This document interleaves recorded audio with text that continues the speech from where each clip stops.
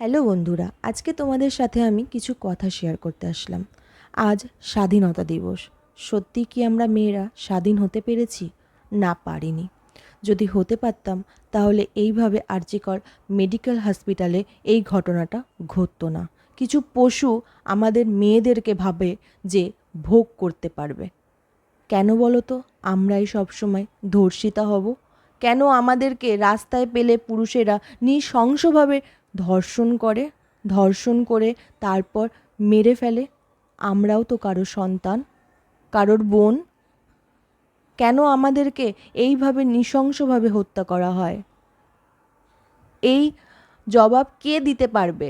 কেউ কি পারবে? এই সমাজে কিছু কীট পতঙ্গ নরপিশাচ এখনও ঘুরে বেড়াচ্ছে বুক ফুলিয়ে। তারা এইভাবে নরপিশাচের মতো ধর্ষণ করেও ছাড় পেয়ে যায়। কি হবে? আজ মিছিল বেরোবে, বিচার উঠবে, বিচার নামবে, কিন্তু সমাজ কি চুপ থাকবে? না, থাকবে না। এই মেয়েটা মারা যাওয়ার পরেও এই সমাজের কিছু নরপিশাচ কীটপতঙ্গরা বলছে অত রাতে ওই মেয়েটা ওখানে কি করছিল। আরে মূর্খ, তোমরা কি সেটা জানো না? ও একজন ডক্টর। ও 72 ঘন্টায় আমাদেরকে দেখছে হসপিটালে। তার কি ইচ্ছে করে না একটু বিশ্রাম নিই? সেও ক্লান্ত হয়। সে তো বিশ্রাম নিতে গিয়েছিল। সে কি জানতো যে তার পরের দিন তাকে সকালটা দেখা হবে না? সে কি জানতো? সে কি জানতো তাকে এইভাবে ধর্ষণ করে মেরে ফেলা হবে? সে কি জানতো তাকে নির্মমভাবে এইভাবে হত্যা করবে? কেউ পুরুষের দিকে আঙুল তোলে না, সবাই একটা মেয়ের দিকে আঙুল তোলে। আমরা কোথায় সেফ বলো তো?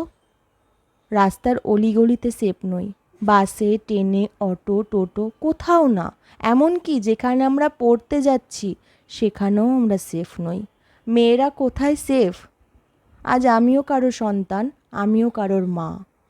তো যখন সবাই বলে না যে ওর হয়েছে তো ও বুঝে নিক, কথাগুলো শুনতে না খুব খারাপ লাগে।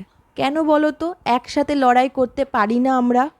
আজ যার হয়েছে বলে আমরা কি পিছুপা হয়ে যাব?